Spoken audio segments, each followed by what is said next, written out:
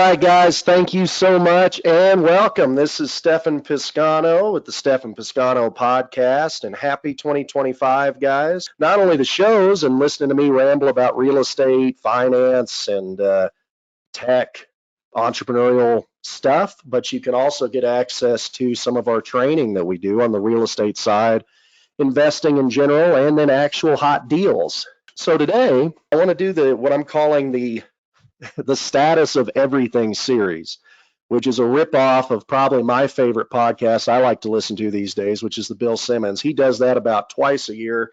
He'll bring on a guy and they kind of talk about the status of everything, and they'll pick a couple of topics, sports, tech, whatever it is. And since we're starting off 2025, I wanted to do the same thing, but do it in a series style format. So for every week in January, starting today, since we're a little bit behind, January 11th, when this will probably be posted, then we'll do the 18th, the 25th, and then the 31st. We'll do 4 episodes, and we're going to look at the status of different sectors. And the one I wanted to look at today is the tech sector and social media and just how that's impacting our lives as a society as I see it, and just how things have evolved over the last really 6 to 10 years here, and where I think they've improved and could continue to improve over the next 2 years or so. So this is something that I talk a lot about. If you know me personally, you've probably heard me rant about social media and the effects that it has on human beings and society quite a bit, and it's something I haven't really talked that much about publicly. But one of the reasons I wanted to do this topic, I started thinking about status of everything, where everything is at in society right now, and how things have shifted in the last 10 years, and then really just in the last 18 months, and about, I'd say, 2017, 2016 to 2023. And then I thought, well, what happened 5 or 6 years ago? And that was the time when TikTok really started to blow up in the United States. I don't know how long it was around in China or wherever before that, but that's at least when I heard of it. And I remember it was kind of a funny story. One of my good friends, he called me up and we were just randomly talking, and he had his daughters in the back, which at the time I think they must have been maybe 8 years old and 11 years old or so. And he said they had just made a big video on TikTok, and I said, "What's TikTok?" And then they all laughed. He said, "Oh, Uncle Stefan doesn't know what TikTok is." And they all laughed at me. It was sweet.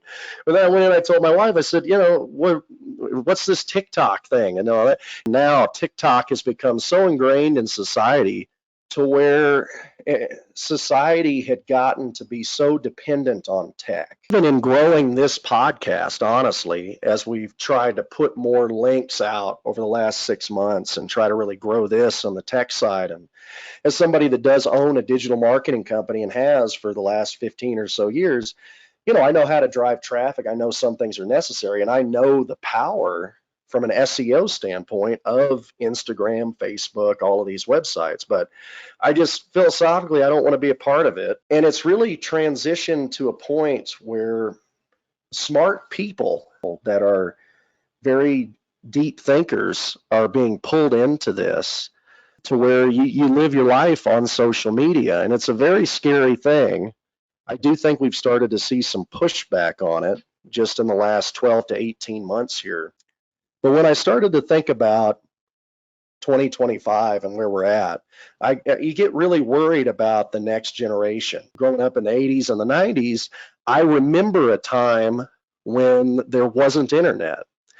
And I also, being young enough, I know how to use pretty much all of the tech that's out there right now. So I think my generation's in a unique spot to have kind of a bridge between both. But I think the big difference was, it used to be if you wanted to learn how to do something, you really had a few ways you could learn how to do it. You could ask someone, you could ask your mentor or your father or your mother or your friend, and they could explain it to you. You could go to the library, you could read about it, or you could go and do it. Now, anything you want to know, you can Google it.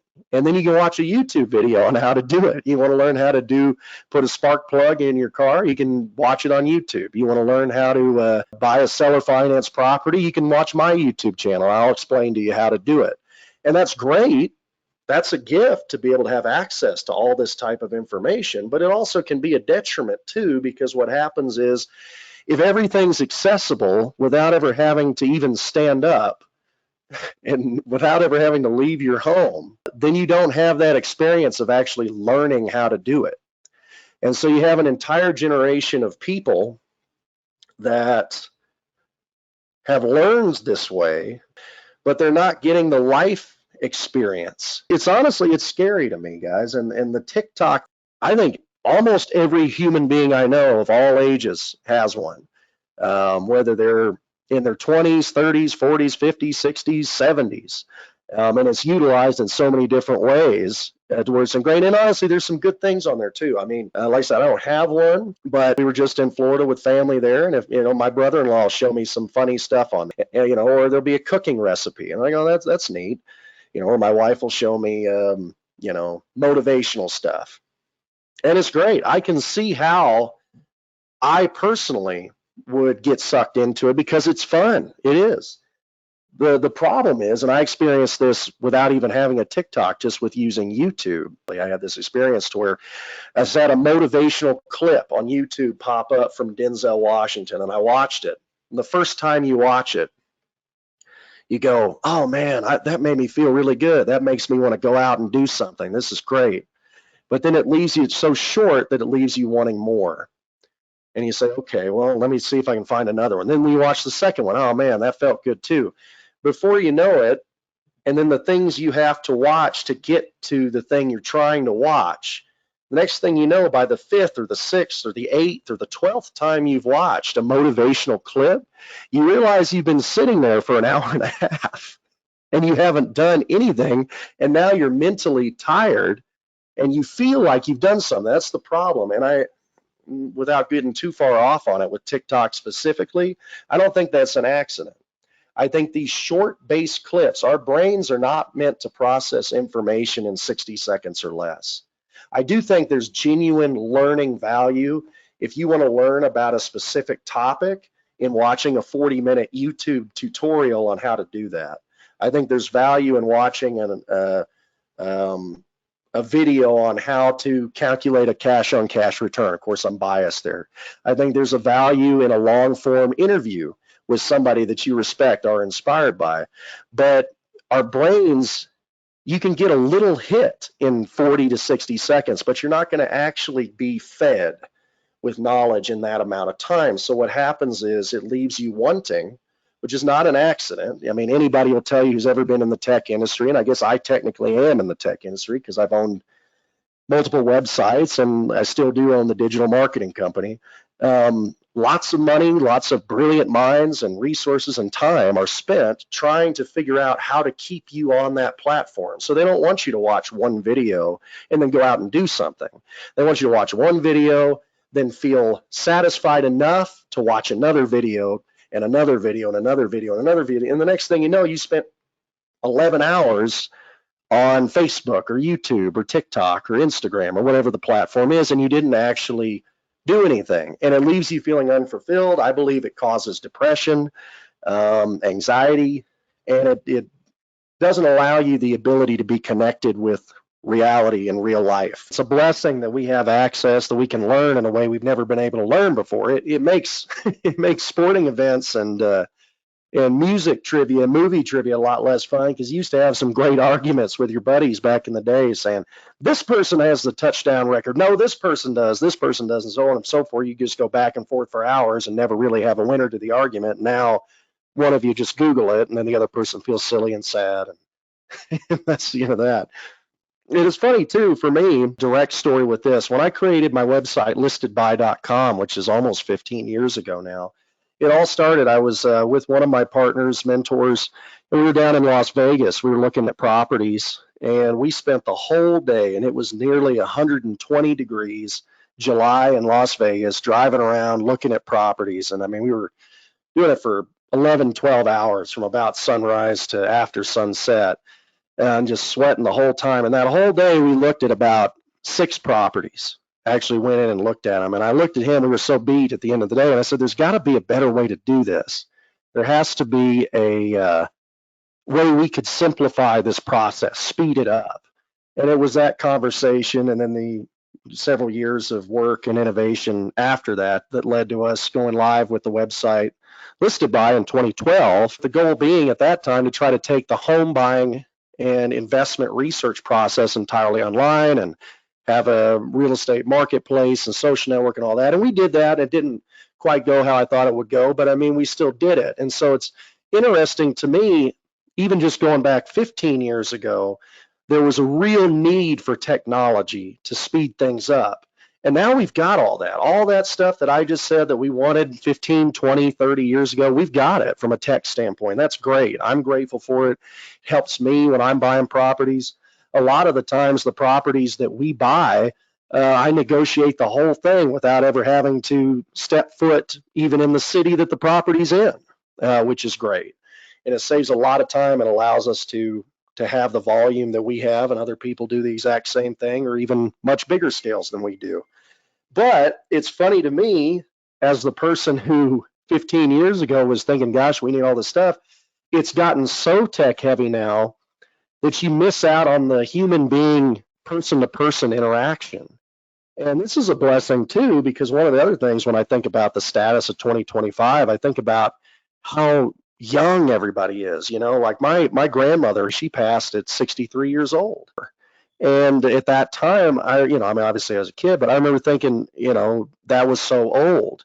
Now, 63, 60 years old, you're just, it used to be the joke, 40 is the new 30, but now, I mean, 40 is like 20, 60 is like, 45, 50. And I have a ton of friends and partners in their 70s that are still going stronger than ever and doing innovative things and long-term minded things. One of my good friends that sells hotels, buys hotels, and builds hotels, just started a 5-year hotel project. He's 77 and he's got just as much energy as ever. And so it's a fortunate thing that as people are living longer, not only living longer, but the quality of life is better. The knowledge that people, let's say 35 and up, 40 and up, that actually know how to interact with people, whereas 20 years ago or even 10 years ago, it was a huge advantage if you knew tech in real estate or finance or in any sector. And some of us could feel like dinosaurs if you didn't. Now it's a huge advantage if you know how to interact with people as a human being, because I worry about the younger generation just not having access to doing it. It's not their fault. That's the way society's set up. Society's set up to where if you want groceries, you hit a button. If you want McDonald's, you hit a button. If you want to buy your T-shirt, you hit a button. Oh, you need a cable for your laptop. Hit a button. You don't have to leave to even go to the store. You don't have to leave to do anything. And these interactions all take place from behind a computer screen.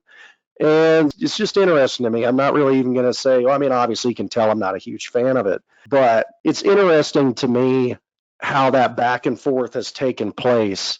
And if you are among those of us, which I know several people that are of all age groups from 20 all the way up to 80, if you are one of those people that have the combination of real life experience, real life human interaction, and technology, then that's golden. That ticket is ready to go. And I think that's just a good, as we start 2025 here, it's a good thing for all of us to take inventory and stock in ourselves and where we're at and say, okay, well, am I heavier in the tech side? Have I, how much human being interaction did I actually have in 2024? And if you're good there, great. One of my good friends and mentors now, who's also in his 70s and has more energy than I've ever had or will have, he's flying around the country all the time and meeting with people. He knows the tech and he is a master of dealing with people. So somebody like that, you're set and you're primed to be optimized in everything you do in this era right here, right now. If you're a younger person and you know things about tech that I could never dream to know, that's awesome. That's a gift that you have that skill. Continue to optimize that, but just make a point to go outside of your comfort zone a little bit. Maybe go to the mall, if malls even still exist where you're at. Maybe instead of ordering something on Amazon, drive to the store and buy it, just so you can have those interactions. So maybe force yourself to do some things just to get to feel some of the joys and the blessings of being a human being. That would be my only 2 cents on that. And it sounds obvious, but if you really do an honest inventory with yourself, I think we'll find a lot of us probably aren't getting out as much as we should in the last couple of years here. But like I said, I do feel like because it's been joked about so much in a lot of different platforms, I think people are starting to realize it now. And I do think over the next 5 to 10 years here, you're going to see it get back to a nice medium between the two, and that pendulum will continue to swing back and forth a bit. So that has been my take on it, is my take on it. And if you would have asked me the status of everything in 2023 or even the beginning of 2024, I would have told you I was very concerned. Here's the good news, in my humble opinion. This is all just my opinion, that there's been a little pushback to even the younger generation, people half my age, saying, well, this is just silly. Let's go do something. And I think there's a longing for the past eras more than there ever has been before in my lifetime, for sure. And I think that's why you're seeing a lot of the old movies and a lot of the old celebrities come back. If you think about the last 5 years, some of the biggest movies that have been made are remakes of movies from 20 to 40 years ago. Top Gun, Bad Boys 4 or whatever they're up to. Even Beverly Hills Cop, one of my favorite ones that they just did the remake last year, which was actually pretty good, by the way. But you're bringing back all of these movies partially because the biggest celebrities that exist today with this crop of young adults that are coming up are YouTubers, and it's kind of cool in a way. I mean, it's great that you can be some kid in anywhere in the country or the world, and you can be in Omaha, Nebraska, be 18 years old, and then all of a sudden you can be a celebrity. But it's a little bit scary in the sense that there's something to be said for a Mel Gibson or a Eddie Murphy. Pick a person, Tom Cruise. I know a lot of people for some reason don't like Tom Cruise, but I'll throw him in there too. That had to go. They went to Juilliard, or they were a stand-up comedian in the bars for 10, 20 years or whatever it was, and they worked their way up. They got a sitcom, they got a movie, they got a big movie, bigger movie, so on and so forth, and they built their way to stardom. There's some longing for that process. And I think you're going to see a little bit of pushback, especially if TikTok gets banned. But I don't want to be overly negative. I actually intended to be a little more thoughtful with this discussion, because I really do feel great about where society is as a whole. I really, just in the last 6 months even, I feel like to where people are just tired of nonsense. People are ready to get to work. People are ready to be active. People are ready to learn. And I especially think, even though I was picking on younger generations, I feel like the youngest generation, the people that are kids right now, teenagers, and even younger than that, I feel extremely hopeful for them, because it feels like the pendulum swung so far for 5 to 10 years there in one direction, and now it's swinging back in another, to where common sense is coming back into play. I feel hopeful for the future of this country and grateful to be a part of it. So on future episodes, just so you know, the other topics we're going to cover that I promise will be much more light than this. And we're going to talk about the status of sports. Next week, we're going to talk about the status of the financial markets, precious metals, stock market, crypto. I'm actually going to have an expert on from the precious metals industry on one of those. I'm excited about that. And then, of course, we'll wrap it up with the status of the real estate market with the final episode of the month. And then I'll do my predictions for the market for 2025 as a whole. And then we'll have another month worth of data at that point. So I hope I didn't bum you guys out with my rants on social media. I think you can learn a lot from it. It's a blessing that we have access to all the knowledge and resources we do that we've never had before, and that can be utilized in beautiful ways. Just strongly encourage everybody, try to make it a part of your plan this year. Set aside an hour every day or 6 hours every day, whatever you're comfortable with doing. Maybe it's 20 minutes to go outside of your house and do something active and physically do something with your hands, or do a project, with another human being in some capacity. Do something that makes you feel good. Get that sense of accomplishment. It's such a wonderful, beautiful thing to engage in a goal and then be fortunate to achieve that goal. And I hope that we all continue to be blessed to do that in 2025 and beyond. And I thank you for being a part of my network, and we'll look forward to seeing you next week.